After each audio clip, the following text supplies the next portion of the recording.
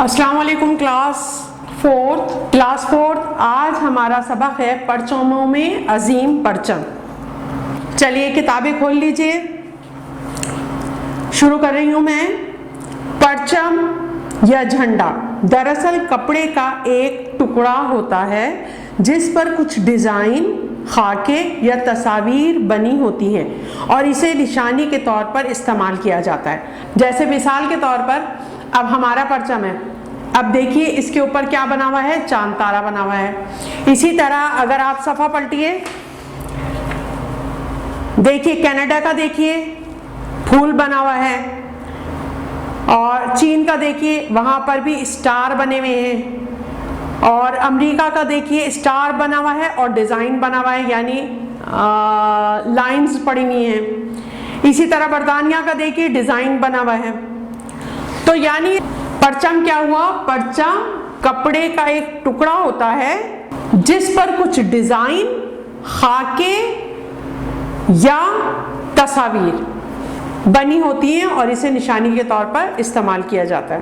कौमी परचम किसी मुल्क के नाम के बाद इसकी सबसे बड़ी पहचान है। सबसे बड़ी पहचान क्या है, अब देखें अगर कहीं पाकिस्तान ने शिरकत की है किसी इजलास पे, जैसे अक़वाम मुत्तहिदा में पाकिस्तान ने अगर शिरकत की है तो हमारा वहाँ झंडा लगा हुआ होगा, तो उससे देख के पता चल जाएगा कि हाँ पाकिस्तान ने यहाँ शिरकत की है। इसी तरह हमारे मुल्क में मुख्तलिफ ममालिक की एम्बेसीज हैं, तो आप ये देखिए कि उनके ऊपर उनके झंडे लगे हुए होते हैं, तो वो देख के एकदम पता चल जाता है हाँ ये फलाने मुल्क की एम्बेसी है। तो ये एक निशानी है, यानी किसी भी मुल्क के नाम के बाद झंडा उसका जो है, उसका परचम जो है वो बहुत बड़ी निशानी होता है, उसकी बहुत बड़ी पहचान होता है। वो मुल्क दूसरी कौमों की बरादरी में अपने नाम और अपने परचम से पहचाना जाता है। तारीख में परचम का सबसे पहले इस्तेमाल 2000 साल पहले चीन और यूरोप में मिलता है। कहाँ सबसे पहले इस्तेमाल हुआ था? चीन में और यूरोप में, जिस वक्त रूमी दौर था, यानी रोमन एम्पायर थी उस वक्त। किसी परचम का रंग और इसका डिज़ाइन मुंतखब करते वक्त उस कौम की तारीख, सखाफत या मज़हब को पेश नज़र रखा जाता है। जैसे देखिए सऊदी अरब है, अब सऊदी अरब का जो झंडा है तो उसके ऊपर क्या है, सऊदी अरब का जो परचम है उसके ऊपर क्या है, कलमा लिखा हुआ है, तो पता चल रहा है कि यहाँ के रहने वाले जो हैं वो मुसलमान हैं। इसी तरह हमारा परचम जो है तो चांद सितारा बना हुआ है उसके ऊपर, तो चांद तो हमारी बहुत बड़ी पहचान है। क्यों, क्या है चांद में, बताएं क्यों पहचान है?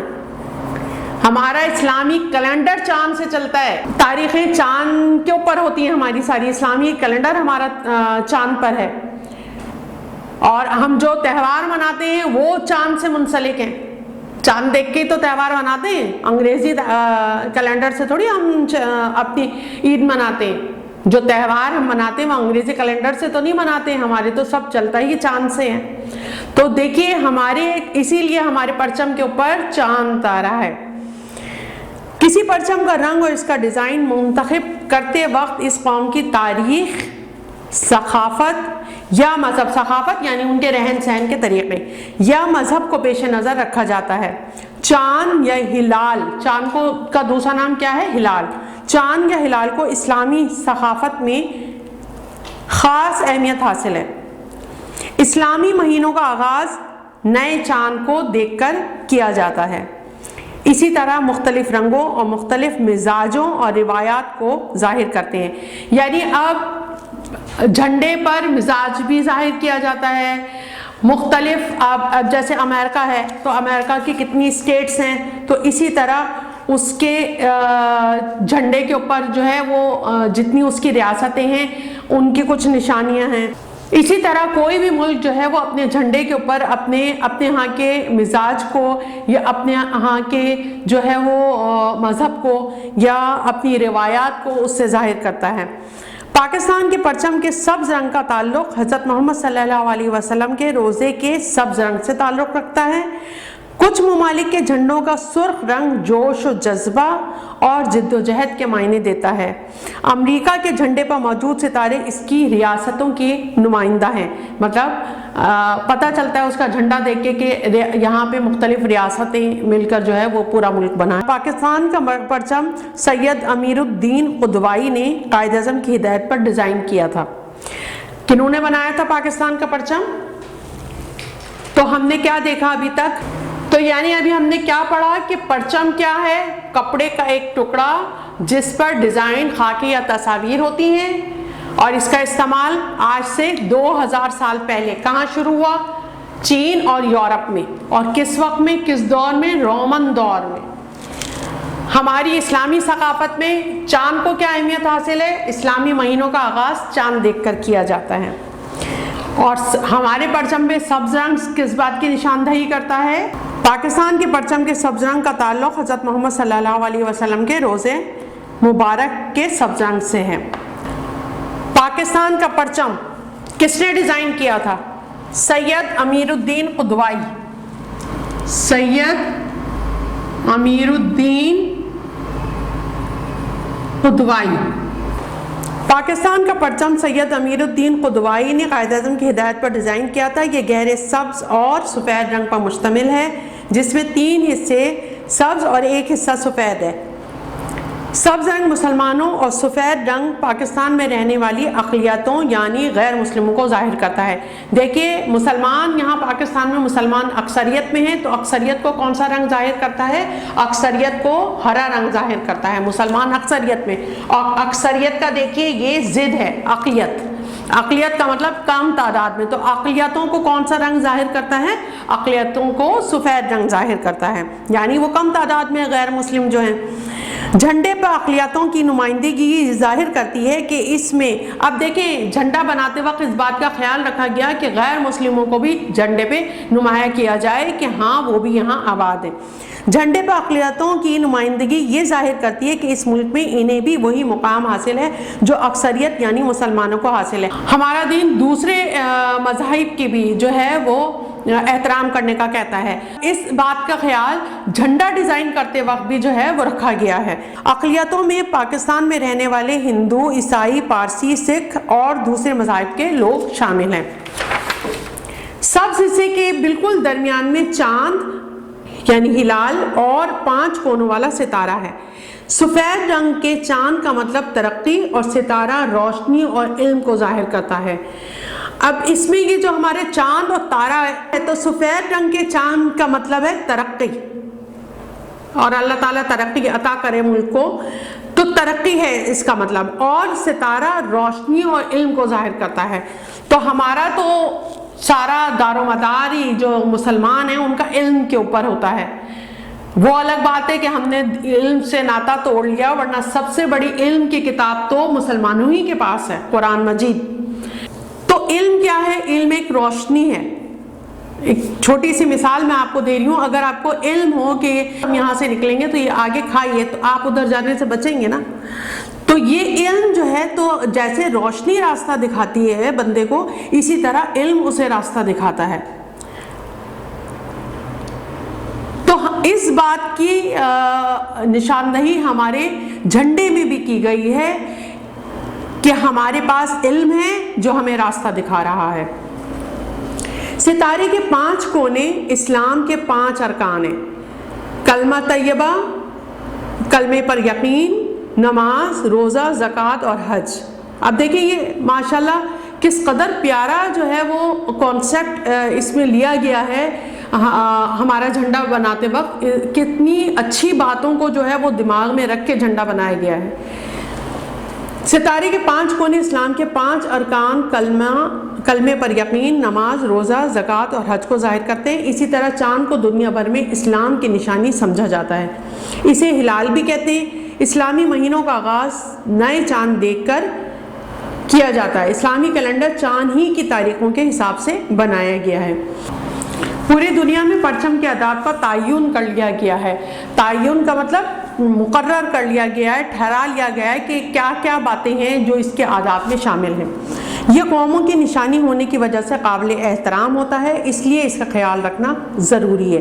اسے کبھی الٹا نہ لہرایا جائے۔ اب دیکھیں تعین میں کیا کیا گیا ہے، اسے کبھی الٹا نہ لہرایا جائے، یعنی یوں نیچے کر کے نہ لہرایا جائے، زمین سے نہ لگنے دیا جائے، جب پرانا ہو یا پھٹ جائے تو بھی ڈبے میں بند کر کے زمین میں دبا دیا جائے یا پانی میں بہا دیا جائے تاکہ بے ادبی سے محفوظ رہے، آندھی طوفان یا تیز بارش میں اتار کر رکھ لیا جائے۔ اب یہ تعین کیا گیا ہے، یعنی مقرر کر دیے گئے ہیں اس کے آداب۔ خاص موقعوں اور تاریخوں پر اس کے لہرانے کا اہتمام کیا جائے، مثلا یوم پاکستان 23 مارچ، آپ کو پتہ ہے نا قرارداد منظور ہوئی تھی یوم 23 مارچ کو، تو 23 مارچ یوم آزادی 14 اگست اور 25 دسمبر یعنی قائد اعظم محمد علی جناح کی پیدائش کا دن۔ ان تاریخوں کے علاوہ جب حکومت اس کو لہرانے کا اعلان کرے تو اسے لہرایا جاتا ہے۔ ان تاریخوں پہ تو لہرایا ہی جاتا ہے، لیکن اور بھی سب تاریخوں پہ جو ہے وہ لہرایا جاتا ہے۔ کچھ افسوس کے مواقع پر، مواقع کس کی جمع ہے؟ موقع کی جمع ہے، میم واو قاف عین، موقع، موقع، موقع کی جمع کیا ہے؟ مواقع، مواقع۔ کچھ افسوس کے مواقع پر اسے سرنگوں کر کے قومی صدمے کو ظاہر کیا جاتا ہے۔ سرنگوں ہونے کا مطلب یہ ہے کہ پرچم کو ڈنڈے کی بلندی سے قدرے نیچے باندھا جاتا ہے۔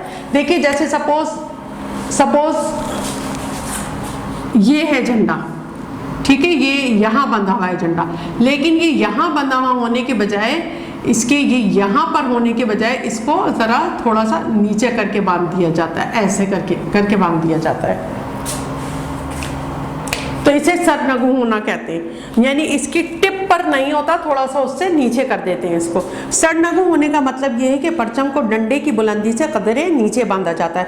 قائد اعظم کی وہ یوم وفات 11 ستمبر، علامہ اقبال کی یوم وفات یعنی 21 اپریل اور لیاقت علی خان کی یوم وفات یعنی 16 اکتوبر پر قومی پرچم سرنگوں رہتا ہے۔ ان تاریخوں پہ قومی پرچم جو ہے وہ سرنگوں رہتا ہے۔ کب کب؟ قائد اعظم کی وفات ایک افسوس ہے، اس وجہ سے سرنگوں کریں گے نا، لہرائیں گے نہیں، خوشی پر لہرایا جاتا ہے۔ اب جیسے پاکستان جس تاریخ کو بنا تھا جب لہرایا جاتا ہے یعنی کہ 14 اگست کو، پھر پاکستان بننے سے پہلے تو اس کی قرارداد منظور ہوئی تھی نا یعنی کہ 23 مارچ کو، تو پھر وہ 23 مارچ کو لہرایا جاتا ہے، 14 اگست کو لہرایا جاتا ہے، اور 25 دسمبر یعنی قائد اعظم کا یوم پیدائش ہے، اس کو لہرایا جاتا ہے۔ کیوں؟ کیونکہ قائد اعظم تو بانی پاکستان تھے، اس وجہ سے ان کی تاریخ پیدائش کے اوپر بھی لہرایا جاتا ہے۔ تو لیکن جب افسوس کہیں کچھ جو ہے وہ افسوس کا مرحلہ ہے، یعنی جو ہے وہ غم کی کیفیت ہے، تو وہاں پر جو ہے اس موقع پر کیا کیا جاتا ہے؟ سرنگوں کرنے کا مطلب کیا ہوتا ہے کہ اس کی ٹپ سے ہٹ کے تھوڑا سا اسے نیچے باندھا جاتا ہے۔ اور یہ اب ہمارے ہاں کب کب ہوتا ہے؟ دیکھیے کہ ہمارے لیے ایک افسوس کا مقام تھا جب قائد اعظم محمد علی جناح کی وفات ہوئی، اسی طریقے سے علامہ اقبال کی جب وفات ہوئی، اور اسی طرح لیاقت علی خان، کیونکہ یہ ہمارے ملک کے بڑے لیڈر تھے، ہمارے ملک بنانے میں ان کا بہت بڑا کردار ہے، تو اس وجہ سے ان کی وفات ہمارے لیے باعث افسوس ہے۔ تو ان کی وفات کے دنوں پر جو ہے جو وہ تاریخیں ہوتی ہیں ان تاریخوں پر اس کو جو ہے وہ سرنگوں کیا جاتا ہے۔ اس کے علاوہ جب حکومت کہے، جیسے شاہ فیصل کو شہید کیا گیا تھا تو جب بھی ہمارے ہاں سرنگوں رہا۔ سرنگوں ہونے کا مطلب یہ ہے کہ پرچم کو ڈنڈے کی بلندی سے قدرے نیچے باندھا جاتا ہے۔ قائد اعظم کے یوم وفات 11 ستمبر، علامہ اقبال کی یوم وفات 21 اپریل اور لیاقت علی خان کے یوم وفات 16 اکتوبر پر قومی پرچم سرنگوں رہتا ہے۔ یا جب کبھی حکومت پاکستان یہ اعلان کرے، مثلا شاہ فیصل شہید کی شہادت کے وقت پرچم سرنگوں کیا گیا تھا کیونکہ افسوس کا مقام تھا۔ قومی حادثات پر بھی پرچم سرنگوں کیا جاتا ہے، یعنی جیسے یہ ابھی ہمارے یہاں حادثہ ہوا تھا جہاز کا، کوئی بہت بڑا ہمارے ملک میں حادثہ ہو جائے تو اس وقت بھی کیونکہ افسوس کا مقام ہوتا ہے تو پرچم کو سرنگوں کیا جاتا ہے۔ اب اس کے الفاظ معنی: انتخاب کیا ہوا، ثقافت، تہذیب یعنی رہن سہن کے طریقے، پیش نظر یعنی سامنے، नुमाइंदगी किसी शख्स या ग्रोह की तरफ से पेश होना। अक़लियत कम तादाद का ग्रोह, अक्सरियत बड़ी तादाद का ग्रोह। बरादरी कौम, एहतमाम इंतज़ाम या तैयारी। सरनगू यानी नीचे। अब उसके बाद है मारूजी सवालात। दुरुस्त जवाब के दायरे को पेंसिल से भरिए और खाली जगह में लिखिए। परचम डैश के तौर पर इस्तेमाल किया जाता है। रहनुमाई, निशानी, इंतखाबात, डिज़ाइन। तारीख में परचम का सबसे पहले इस्तेमाल डैश साल पहले हुआ, 6000 साल पहले, 20 साल पहले, 2000 साल पहले और 60 साल पहले। पाकिस्तानी परचम में मौजूद सितारे के 5 कोने इस्लाम के 5 डैश को जाहिर करते हैं। कलमों, खिदमतगारों, अरकान, नुमाइंदों, नमाजों को। लियाकत अली खान की वफात डैश अक्टूबर को ही, 12, 21, 16, 11। सैयद अमीरुद्दीन कुदवाई ने डैश की हिदायत पर परचम का डिज़ाइन तैयार किया। वज़ीर आज़म सर सैयद अहमद ख़ान, कायदे आज़म अल्लामा इकबाल। अब उसके बाद खुशखती हरूफ की बदलती अशकाल। मुख्तलिफ हरूफ से मिलते हुए बे और जीम की अशकाल की तब्दीली पर गौर कीजिए। अब देखिए बे जब बे से मिलता है तो इसकी शक्ल कैसी आधी हो जाती है, लेकिन बे, पे, ते, टे, से ये जब जीम के ख़ानदान से मिलते हैं, यानी कि जीम, चे, हे, खे, इनसे मिलते हैं तो ये एक लकीर की शक्ल इख्तियार कर लेते हैं। देखिए जैसे यहाँ लिखा हुआ है बज और बद, यानी ये टूटी हुई शक्ल होती है इसके साथ। बर, अब ये देखिए ये किस तरह जुड़ा हुआ है। बस इसमें किस तरह जोड़ा गया है और बस स्वाद के साथ कैसे जोड़ा गया है। इसी तरह जीम देखिए किस तरह, जब, जज, जद और जर, जिस, जस। अब ये आप नीचे खुशखती करेंगे। सवालों के जवाब अपनी कॉपी में लिखिए। परचम क्या होता है? परचम दरअसल कपड़े का एक टुकड़ा होता है जिस पर डिज़ाइन, खाके या तस्वीर बने होते हैं और इसे निशानी के तौर पर इस्तेमाल किया जाता है। कि आप देखें सबसे पहले ये सफ़ा नंबर 59 यानी 59 के ऊपर आपको ऊपर ही जवाब मिल जाएगा। अब आपको जवाब बनाना पीछे सिखा चुकी हूँ मैं, खुद भी इसका जवाब बनाइएगा। चांद या हिलाल को इस्लामी सकाफत में क्यों अहमियत हासिल है? क्यों अहमियत हासिल है? क्योंकि इस्लामी महीनों का आगाज़ नए चांद को देखकर किया जाता है।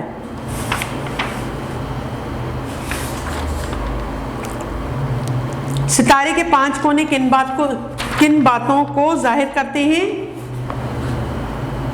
सितारे के 5 कोने इस्लाम के 5 अरकान, कलमे पर यकीन, नमाज, रोज़ा, ज़कात और हज को जाहिर करते हैं। अब ये सब आपने जो है वो सारा आपको इसी में मिल जाएगा। आप पढ़ेंगे तो खुद आपने ये करना। परचम का एहतराम क्यों ज़रूरी है, सरनगू होने का क्या मतलब है और ऐसा कब किया जाता है। अब ये आपने सब काम खुद करना है।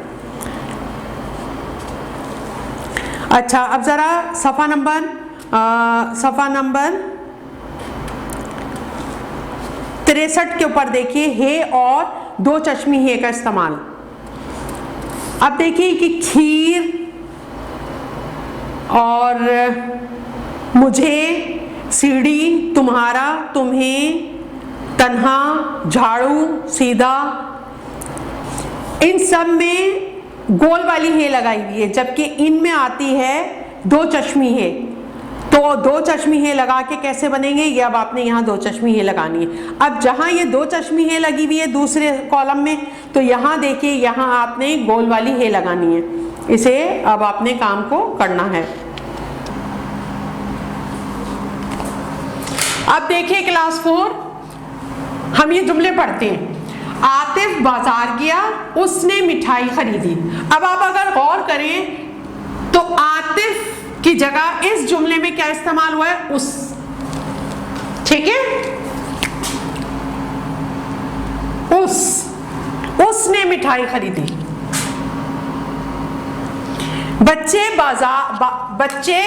बच्चे बाग में खेल रहे थे, झूला गिरने से वो जख्मी हो गए। वो कौन जख्मी हो गए? बच्चे। कराची एक बड़ा शहर है।